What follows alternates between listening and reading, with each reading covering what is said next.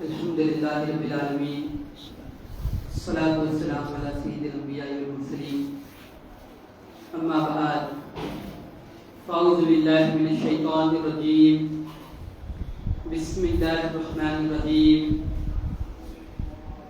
ان اللہ وملائکتہ یصلون علی النبی یا ایھا الذین آمنوا صلوا علیہ وسلموا تسلیما اللهم صل وسلم دائما ابدا على حبيبك خير الخلق كلهم الصلاة والسلام عليك يا سيدي يا حبيبي يا رسول الله صلى الله تعالى عليك وسلم۔ حضور تاجدار رسالت، شہنشاہ ماہ نبوت، رسول مکرم جناب رسالت مآب محمد الرسول اللہ صلی اللہ تعالیٰ علیہ وسلم کی ذات بابرکات پر درود و سلام پڑھنے کے بے شمار فضائل و برکات احادیث مبارکہ میں بیان کیے گئے۔ میرے آقا مصطفیٰ جان رحمت صلی اللہ تعالیٰ علیہ وسلم ارشاد فرماتے ہیں، جو بندہ جمعہ کے دن مجھ پر درود پڑھتا ہے اسے میں خود سماعت کرتا ہوں۔ عام دنوں میں پڑھا جانے والا درود یہ فرشتے رسول پاک علیہ السلام کے دربار میں پیش کرتے ہیں، اور جمعہ کے دن جو درود و سلام پیش کیا جاتا ہے وہ خود بنفس نفیس محمد الرسول اللہ صلی اللہ تعالیٰ علیہ وسلم سماعت فرماتے ہیں۔ جو بندہ چاہتا ہے کہ رسول پاک علیہ الصلوۃ والتسلیم کے دربار کی حاضری نصیب ہو تو اس کے لیے یہ نسخہ بیان کیا گیا کہ وہ کثرت کے ساتھ آقا کریم علیہ الصلوۃ والتسلیم پر درود و سلام پڑھتا رہا کرے۔ جو جتنا زیادہ دنیا کے اندر درود پڑھے گا اللہ رب العزت اس کی مصیبتوں کو، پریشانیوں کو، آفتوں کو بھی دور فرمائے گا، اور قیامت کے دن رسول پاک علیہ الصلوۃ والتسلیم کی شفاعت اس کے حق میں نصیب ہوگی۔ اللہ رب العزت ہم سب کو رسول پرنور علیہ الصلوۃ والتسلیم پر کثرت کے ساتھ درود و سلام پڑھنے کی سعادت نصیب فرمائے۔ مل کر محبت کے ساتھ درود پاک پڑھے، اللہم صل وسلم دائما ابدا علی حبیبک خیر الخلق کلہم، الصلاۃ والسلام علیک یا سیدی یا حبیبی یا رسول اللہ صلی اللہ تعالی علیہ وسلم۔ حضرت سیدنا امام محمد بن محمد غزالی رضی اللہ تعالیٰ عنہ بیان فرماتے ہیں کہ اللہ رب العزت کے دربار میں جب بندہ اپنے گناہوں پر نادم ہوتا ہے، شرمندہ ہوتا ہے، تو اس کی شرمندگی، اس گناہ کو کرنے کے بعد اس کے دل کے اندر جو احساس ندامت ہے، جو شرمندگی ہے، حقیقت میں اسی کا نام توبہ ہے۔ اللہ رب العزت نے انسان کو پیدا کیا اور انسان یہ خطا کار ہے۔ فرشتے یہ معصوم ہیں کہ ان سے کوئی گناہ نہیں ہوتا، انبیاء علیہ السلام یہ معصوم ہیں کہ ان سے کوئی گناہ نہیں ہوتا، اور اللہ رب العزت کے محبوب بندے یہ معصوم نہیں ہیں، یہ محفوظ ہیں کہ اللہ رب العزت ان کو گناہوں سے محفوظ رکھتا ہے۔ انسان کی یہ خصلت ہے کہ وہ غلطی کرتا ہے، وہ گناہ کرتا ہے۔ اگر غلطی اور گناہ کرنے کے بعد اسی پر ڈٹا رہ جائے تو یہی چیز اس کو تباہ کرتی ہے، اور غلطی اور گناہ کرنے کے بعد شرمندگی اور ندامت اس کے اندر ہو تو یہی چیز اس کے لیے دنیا اور آخرت کے اندر کامیابی کا باعث بنا ہے۔ رسول پرنور علیہ الصلوۃ والتسلیم ارشاد فرماتے ہیں، ہر انسان خطا کار ہے، اور بہترین خطا کار وہ ہے، بہترین گناہ گار وہ ہے جو گناہ کرنے کے بعد توبہ کرے۔ ہر انسان خطا کرنے والا ہے، گناہ کرنے والا ہے، اس سے گناہ اور خطا سرزد ہوتے ہیں نفس اور شیطان کے غلبے کی وجہ سے۔ شیطان یہ انسان کا کھلا ہوا دشمن ہے. جس طرح ہماری رگوں میں خون دوڑتا ہے اسی کے ساتھ شیطان بھی دوڑا کرتا ہے. وہ ہمیں وقتاً فوقتاً الگ الگ چیزوں کی طرف جو اللہ کو ناراض کرنے والی ہے ان کی طرف موڑتا ہے. کبھی لذت کے نام پر، کبھی شان کے نام پر، کبھی عزت کے نام پر، تو کبھی کسی اور چیز کے نام پر وہ گناہ کی طرف دھکیلتا ہے. اور انسان اگر اس کے غلبے میں آ کر گناہ کر لے تو پھر اللہ رب العزت نے اس کے لیے توبہ کا دروازہ بند نہیں کیا ہے، بلکہ اس کے لیے جب تک اس کی سانس باقی ہے تب تک وہ توبہ اگر رب کے دربار میں کرے تو اللہ رب العزت اس کی توبہ کو قبول فرماتا ہے. نزعہ کے جھٹکے لگنے سے پہلے اگر بندہ توبہ کر لے تو اللہ رب العزت اس کی توبہ کو محبوب رکھتا ہے اور اس کی توبہ کو قبول فرماتا ہے. اور جب بندہ موت کے فرشتے کو دیکھ لے اس کے بعد اگر کوئی توبہ کرے تو پھر وہ اس کی توبہ مقبول نہیں ہوتی. پھر اور جب ڈوب رہا تھا تو وہ بھی کہنے لگا کہ میں موسیٰ کے رب پر ایمان لایا، لیکن جس وقت موت اس کے سامنے تھی اس وقت اگر وہ کہے کہ میں توبہ کرتا ہوں تو اس کا توبہ کرنا یہ کسی فائدے کا سبب اس کے لیے نہیں بنے گا، نہ یہ رب کے دربار میں مقبول ہوگا. جب غیر اللہ چیزوں پر جیسے موت ہے، فرشتے ہیں، قبر کے اندر کے معاملات ہیں، قیامت کا دن ہے، اسے دیکھنے سے پہلے جب تک یہ غیب ہے بندہ اس پر ایمان رکھتے ہوئے رب کے دربار میں توبہ کرے تو اللہ رب العزت اس کی توبہ کو قبول فرماتا ہے. اور جب موت کو دیکھ لے، فرشتوں کو دیکھ لے، اس کے بعد اگر کوئی توبہ کرے تو اس کی توبہ رب کے دربار میں مقبول نہیں ہوا کرتی. حضرت سیدنا امام محمد غزالی رحمۃ اللہ تعالی علیہ آپ نے اپنی ساری زندگی اسی کام کے اوپر گزاری کہ بندوں کو رب کے قریب کریں اور اللہ کے بندوں کو اللہ سے ڈرائیں. امام جلال الدین شافعی سیوطی رحمۃ اللہ تعالی علیہ اپنی مارکۃ الآراء کتاب شرح الصدور کے اندر فرماتے ہیں کہ اگر مرنے والے کے اندر تم 3 علامتیں دیکھو تو یہ سمجھ لو کہ اللہ رب العزت نے اس پر رحم کیا ہے. تو 3 علامتیں کون سی ہیں؟ آپ فرماتے ہیں کہ اگر تم مرنے والے کو دیکھو کہ اس کی ناک کے نتنے یہ پھول گئے اور اس کی پیشانی پر پسینہ ہے، اس کی آنکھ سے آنسو نکل رہے ہیں، تو تم یہ مان لو کہ اللہ رب العزت نے اس کے ساتھ رحم کا معاملہ کیا ہے اور اللہ رب العزت نے اس کو معاف فرما دیا ہے. اس کے ساتھ عفو درگزر کا اور رحمت کا معاملہ کیا گیا ہے. اب اس کے پیچھے جو 3 علامتیں بیان کی گئی ہے یہ حقیقت میں اس کے پیچھے کی وجہ کیا ہے؟ اس کی وجہ یہ ہے کہ بندہ جب موت کے قریب پہنچ جائے اور اسے شرمندگی اور ندامت، زندگی میں گناہ کرنے کے بعد توبہ کرتا تھا، شیطان کے غلبے کی وجہ سے کبھی گناہ ہو جاتے تھے، اب جب رب کے دربار میں جا رہا ہے تو اسے شرمندگی اور ندامت ہے کہ میں میرے رب کے دربار میں جا رہا ہوں جس نے مجھے پیدا کیا، جس نے مجھے انسان بنا کر بھیجا، لیکن میں نے اس کی نافرمانی کی. تو اللہ کے خوف کی وجہ سے اور شرمندگی اور ندامت کی وجہ سے کہ میں اس کے دربار میں کیسے حاضری دوں، اس چیز کی وجہ سے اس کی سانس پھولنا شروع ہوتی ہے، جس کی وجہ سے ناک کے نتنے پھولتے ہیں، پیشانی پر اللہ کے خوف کی وجہ سے پسینہ آتا ہے اور شرمندگی اور ندامت کی وجہ سے آنکھوں سے آنسو بہتے ہیں. یہ وہ علامتیں ہیں جو مرنے والے کے اندر اگر پائی جائیں تو پھر امام جلال الدین شافعی سیوطی علیہ رحمہ فرماتے ہیں تم یہ مانو کہ اللہ رب العزت نے اس کے ساتھ رحم کا عفو و درگزر کا معاملہ کیا. موت یہ حقیقت ہے اور موت سے پہلے کی سختی یہ بھی حقیقت ہے. نزا کا وقت جس کو عام زبان میں جامکنی کا وقت کہتے ہیں یہ وہ وقت ہے کہ جو کسی کو چند لمحوں کے لیے آتا ہے.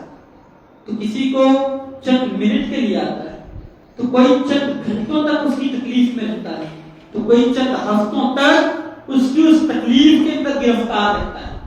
اور وہ نزا کی تکلیف کوئی معمولی تکلیف نہیں ہوتی، وہ ایسی تکلیف ہے کہ انسان اس کا تصور نہیں کر سکتا.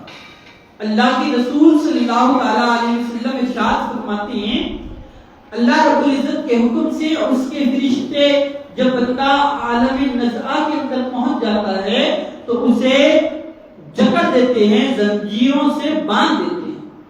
وہ ہم کو نہیں دکھتا، لیکن جو مرنے والا ہے وہ دیکھتا ہے کہ اسے کس طرح جکڑ دیا گیا ہے. میرے آقا کریم علیہ الصلوۃ والتسلیم ارشاد فرماتے ہیں اگر اسے کھلا چھوڑ دیں، یعنی فرشتے اسے نہ باندھیں، اسی طرح اس کو چھوڑ دیں، تو پھر وہ اٹھ کر ایسے بھاگے گا کہ جنگلوں کی طرف چلا جائے گا. بھاگتے بھاگتے وہ جنگلات میں چلا جائے گا، کیونکہ وہ اس تکلیف کو برداشت نہیں کر سکے گا، ویسی تکلیف ہوگی. لیکن فرشتے جب اس کو باندھتے ہیں اور اس پر وہ تکلیف اترتی ہے تو وہ جانتا ہے، فرشتے جانتے ہیں، اللہ جانتا ہے. دوسرے لوگ جو اس کے قریب بھی ٹھہرے ہیں وہ نہیں جانتے کہ کس تکلیف سے وہ گزر رہا. حضرت سیدنا علی المرتضی کرم اللہ تعالی وجہ رضی اللہ تعالیٰ بیان فرماتے ہیں کہ تلوار سے کسی کو ایک ضرب لگائی جائے، اس کو کاٹا جائے تو جتنی تکلیف ہوتی ہے اس سے 1000 گنا زیادہ دردناک، یعنی 1000 تلواروں کے وار ایک طرف اور موت کا ایک جھٹکا یہ ایک طرف. تو موت کا جھٹکا 1000 تلواروں کے وار سے زیادہ خطرناک ہوتا ہے. یہ دوسرے نہیں دیکھ سکتے، لیکن جس کا وقت آ چکا ہے وہ اس چیز کو دیکھتا ہے، وہ چیز اس کے اوپر گزرتی ہے. کسی کے جسم سے جب روح نکالی جاتی ہے تو فرشتے جب اس کے پاس آتے ہیں تو الگ الگ کیفیت میں آتے ہیں. سب کے پاس ایک طریقے سے فرشتے نہیں آتے. نیکوکار کے پاس آنے کا طریقہ الگ ہوتا ہے، گنہگار کے پاس آنے کا طریقہ الگ ہوتا ہے، کفار و مشرکین کے پاس آنے کا طریقہ الگ ہوتا ہے. جب کسی کافر کی روح کو قبض کرنے کے لیے فرشتے آتے ہیں تو اس کے جسم سے روح کس طریقے سے نکالی جاتی ہے؟ ایک آپ نے کبھی ململ کا کپڑا دیکھا ہے جو بہت نرم ملائم اور بڑے نازک دھاگوں سے مل کر بنتا ہے؟ جو ریشم کا کپڑا ہوتا ہے، جو ململ کا کپڑا ہوتا ہے، یہ بہت نرم اور نازک ہوتا ہے.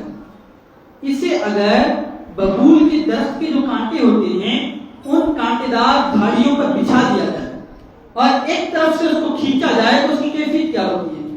پورا تار تار ہو کر وہ ہاتھ میں آتا ہے. سلامت آپ کے ہاتھ میں نہیں آئے گا جب اس کے اندر کانٹے چبھیں گے، پھنسیں گے اور آپ اس کو ایک طرف سے کھینچیں گے تو تار تار بن کر آپ کے ہاتھ میں آئے گا. وہی کیفیت ایک کافر کی ہوتی ہے جب اس کے جسم سے روح نکالی جاتی ہے. اور یہاں ایک بات میں آپ کو بتا دوں، جو تکلیف سے کافر کی روح نکلتی ہے نا، وہی تکلیف سے اس آدمی کی روح کو بھی نکالا جاتا ہے جس کا انتقال اس حالت میں ہو کہ وہ ناپاکی میں، جس کے اوپر غسل واجب ہو، جس کے اوپر غسل واجب ہو جائے، وہ اسی طریقے سے رہنے کا عادی ہو. موت کا وقت اگر آ جائے اور اس پر اب غسل واجب ہے، ایسی کیفیت میں اگر کسی کے جسم سے روح نکالی جائے تو فرشتے ایسے نکالتے ہیں جیسے کافر کے جسم سے روح نکالی جائے.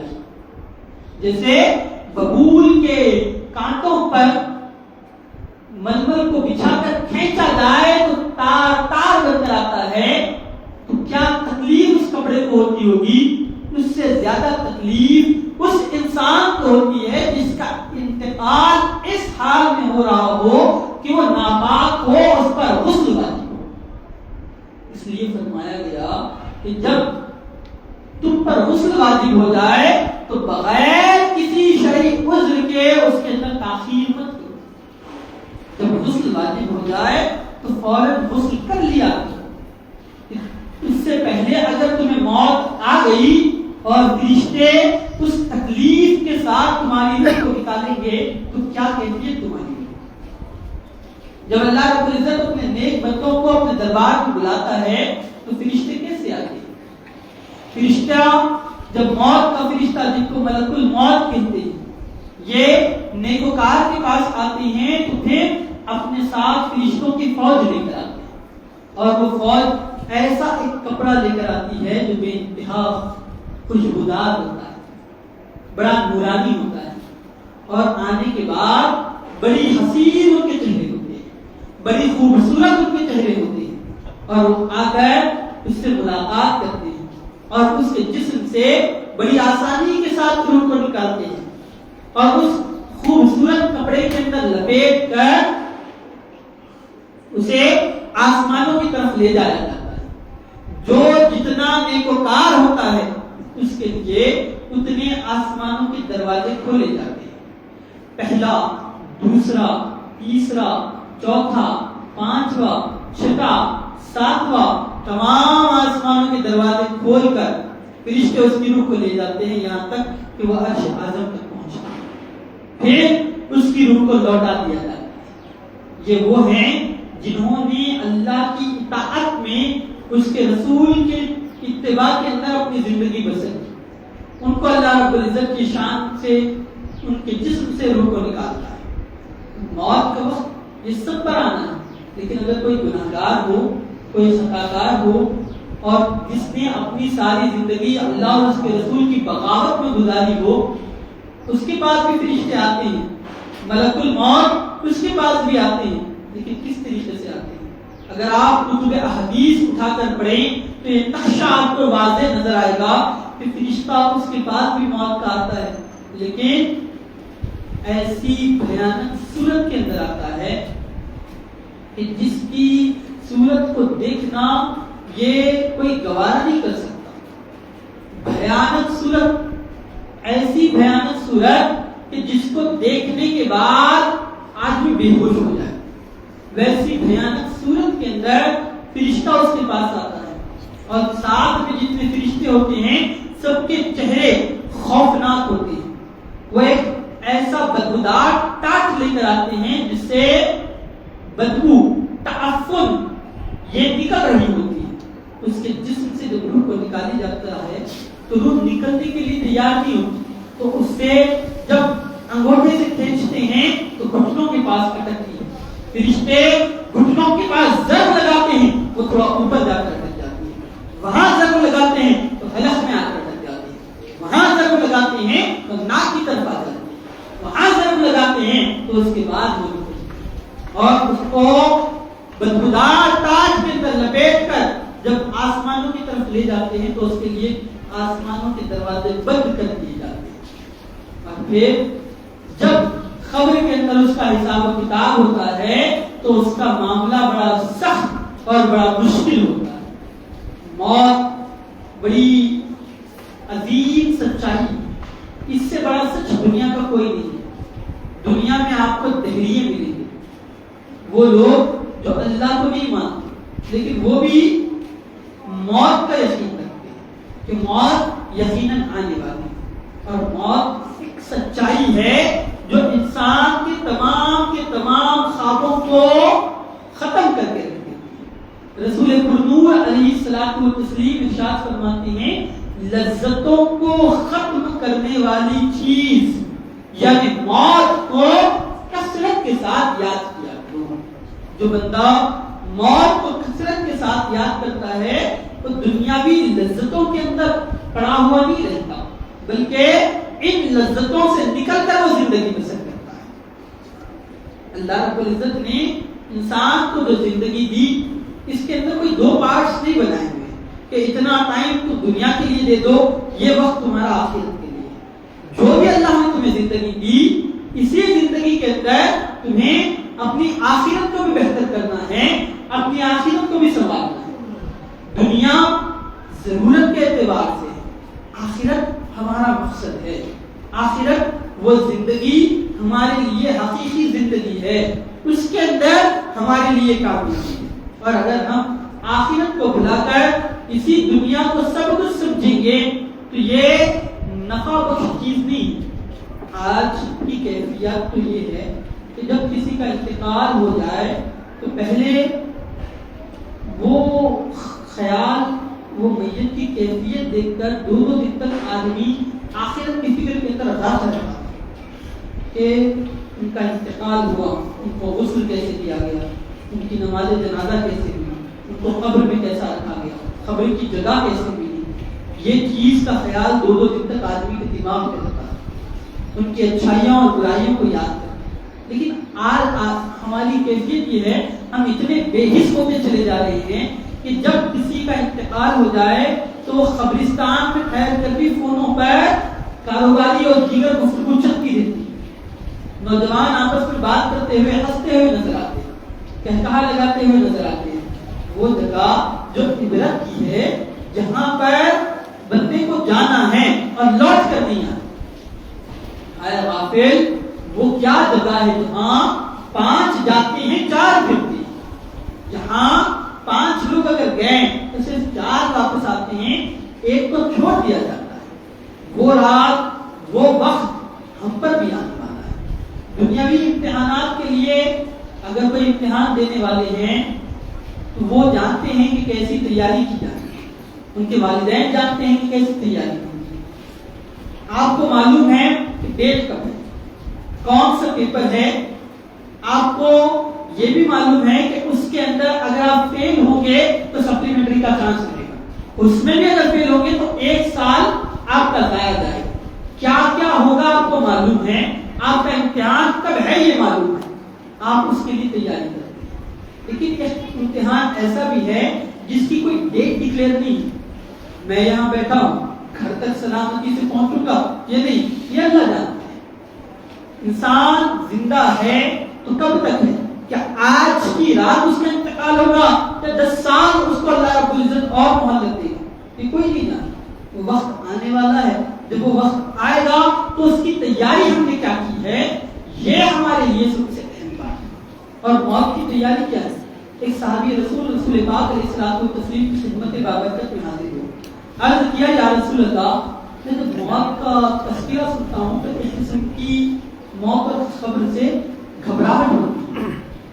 اللہ کے رسول صلی اللہ تعالیٰ علیہ وسلم نے ارشاد فرمایا، ایک کام کرو، تم اپنا مال اللہ کی راہ میں خرچ کرو، کہ جس کا مال جہاں ہوتا ہے اس کا دل وہیں لگتا ہے.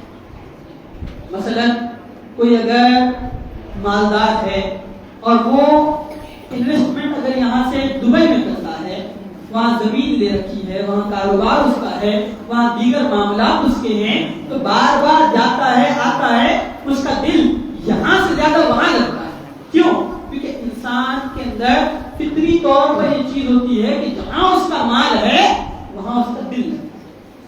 اور آخرت کے لیے اگر بندہ اپنا مال بھیجے، اپنا مال خرچ کرے، آخرت کے لیے وہ کوشش کرے اور جو اللہ نے دیا ہے اس سے وہ اللہ کی راہ میں خرچ کرے، تو جب اس کا مال آخرت کی طرف جائے گا تو موت کی گھبراہٹ سے کہ جس نے مسجد بنائی ہو، جس نے اللہ کی راہ میں مال خرچ کیا ہو، جس نے غریبوں، یتیموں، محتاجوں، مسکینوں کا خیال کیا ہو، اس کو اس بات کا دل کے اندر ایک سکون اور اطمینان ہوتا ہے کہ میں نے آگے اپنے لیے کچھ مال بھیجا ہے، تو وہاں کی زندگی میرے لیے آسان ہے.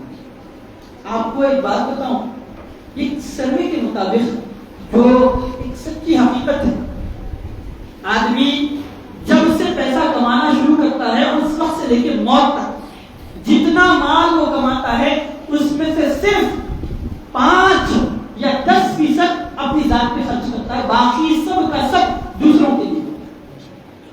جتنا بھی وہ کمائے، اگر کوئی 1 لاکھ روپے بھی اگر کسی کی تنخواہ ہو اور اگر وہ صحیح سنجیدہ آدمی ہو تو آپ اگر اس کو دیکھیں گے تو 5 سے 10 لاکھ روپے سے زیادہ وہ اپنی ذات پہ خرچ نہیں کرے.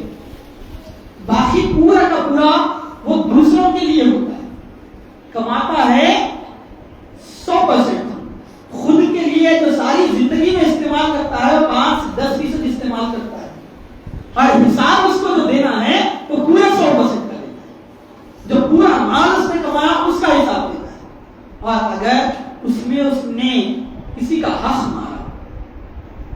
وراثت کے اندر قبضہ کرتے ہوئے مال لے لیا، کسی کی کاروبار کو غلط طریقے سے ہڑپ لیا یا حرام طریقے سے مال کمایا، بس اس لیے کہ مال جمع ہوتا رہے، تو مال تو جمع ہو جائے گا، وہ آپ کی وارثین کا ہوگا، حساب آپ کو دینا۔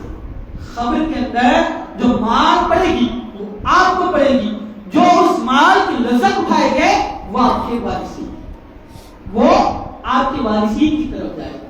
اس لیے عقل مند انسان وہ ہے جو مال کمائے۔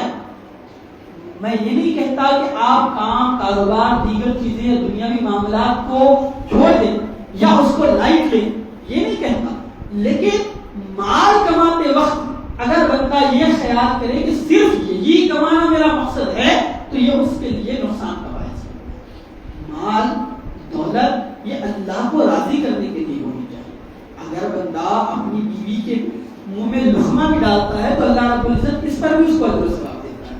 جو اپنے والدین کی خدمت کے لیے مال خرچ کرتا ہے، جو اپنے اہل و عیال کے لیے مال خرچ کرتا ہے، اللہ رب العزت اس پر بھی اس کو اجر و ثواب دیتا ہے۔ وہ جو بھی کرتا ہے اللہ رب العزت اس کا بدلہ اس کو لوٹا کر دیتا ہے۔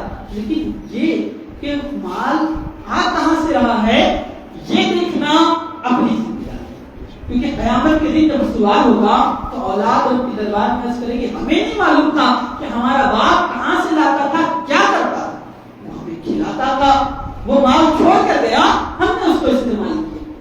سوال جواب تمام معاملات کس کے ساتھ؟ جس نے اس کو غلط طریقے سے حاصل کیا۔ تو غلط طریقے سے حاصل کرنے سے انسان کے لیے وہی مال مصیبت کا باعث بنتا ہے، اور اگر جو مال وہ کمائے اسے اپنی ذات کے لیے سمجھ کر آخرت کے لیے اگر وہ بندہ آگے بھیجے تو پھر وہاں اس کے لیے محلات بھی ہوں گے، وہاں اس کے لیے اللہ رب العزت کی رحمت سے انعامات بھی ہوں گے، اور آخرت کی زندگی اس کے لیے بہتر ہے۔ موت سے پہلے موت کی تیاری انسان کے لیے لازم ہے۔ موت کی تیاری کیا ہے؟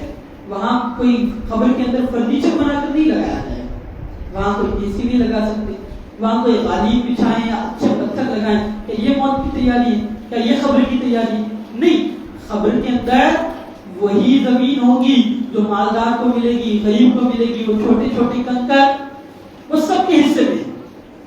وہ جب قبر کو جتنا بھی صاف کر لیا جائے، جو باریک باریک مٹی کے ریزے اور کنکر ہوتے ہیں، اگر آپ اس پہ لیٹیں گے تو آپ کو چبھیں گے، وہ سب کے حصے میں آئیں گے، چاہے وہ مالدار ہو یا غریب ہو۔ قبر کی جگہ اتنی ہی ملے گی جتنی ایک فقیر کو ملتی ہے، اتنی جگہ بادشاہ کو بھی اللہ رب العزت دے گا۔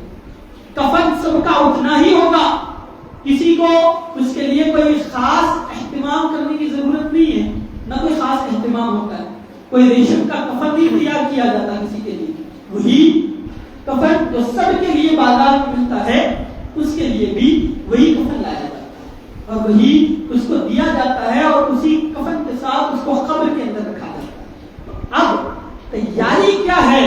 تیاری ہے اعمال، تیاری ہے نیکیاں، تیاری ہے رسول پاک کی محبت، تیاری ہے رسول پاک کی عقیدت، رسول پاک کے اسلام کے طریقے پر عمل کرنا، اور تیاری ہے گناہوں سے بچنا، تیاری ہے اپنے رب کو ہمیشہ یاد رکھنا، اور اس بات کو یاد رکھنا کہ مجھے مرنا ہے۔ موت کو اگر بندہ بھلا دے گا تو پھر وہ کامیاب نہیں ہو سکتا، اور جو موت کو یاد رکھتا ہے وہ ناکام نہیں ہو سکتا۔ موت سچائی ہے، اور ایسی سچائی ہے جو آنے والی ہے۔ ہم بس یہ سمجھتے ہیں کہ ابھی میرا وقت کہاں سے آئے گا، ابھی تو مجھے شیطان کا سب سے بڑا وار یہ ہے کہ وہ لمبی امیدوں کے اندر بندے کو رکھتا ہے کہ ابھی تیری عمر کیا ہے، ابھی چند سال تجھے جینا ہے، اور لمبا وقت تجھے اس دنیا کے اندر رہنا ہے۔ ان امیدوں کے اندر بندے کو رکھتا ہے، اور اچانک موت آ جاتی ہے۔ جب موت آتی ہے تو بندہ اس وقت اگر کوشش کرے کہ میں میرے مال سے میں نے زکات ادا نہیں کی تھی وہ ادا کر دوں، میں اپنے مال سے کچھ صدقہ اور خیرات کر دوں، میں اپنی اولاد کو کچھ اچھی باتوں کی نصیحت و وصیت کر دوں، اس کو مہلت نہیں ملتی۔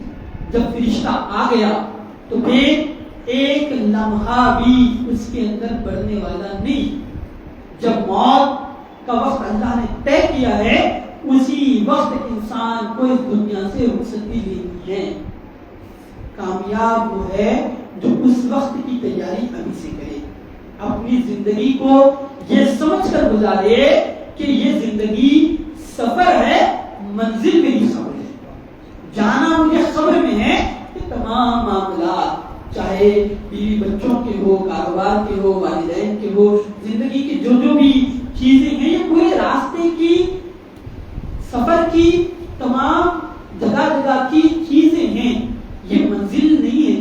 ایک منزل جو آئے گی وہ حقیقت منزل کا نام ہے خبر, اور وہاں سب کو پہنچنا ہے.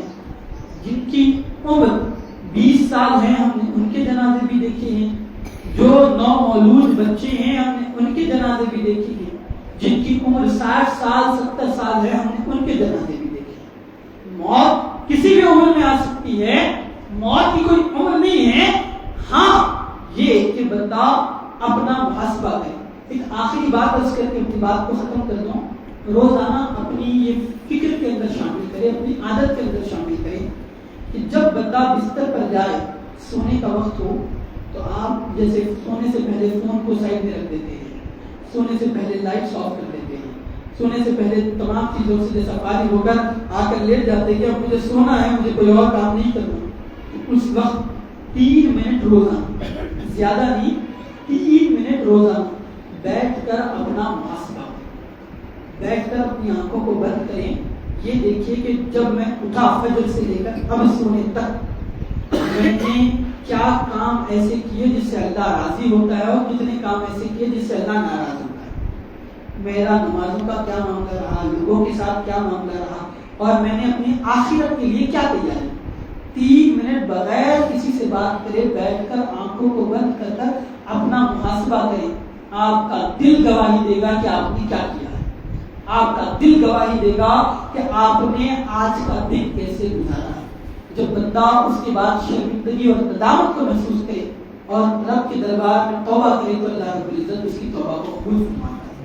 جو سب سے پہلے میں نے جہاں سے بات شروع کی تھی, امام محمد بن محمد غزالی رحمۃ اللہ تعالیٰ علیہ ارشاد فرماتے ہیں کہ حقیقت توبہ ندامت کا نام ہے, یہ کسی اور چیز کا نام نہیں بلکہ شرمندگی کا نام. جب 3 منٹ ہی صحیح اگر آپ بیٹھ کر اپنا محاسبہ کریں گے تو جو شرمندگی اور ندامت آپ کو ہوگی اسی کا نام توبہ ہے. اور یہی توبہ آپ کو موت کے وقت اور قیامت کے دن کام آنے والی ہے. اللہ رب العزت ہم سب کو موت سے پہلے موت کی تیاری کرنے کی اور سچی توبہ کی توفیق عطا فرمائے. آمین. بجاہ نبی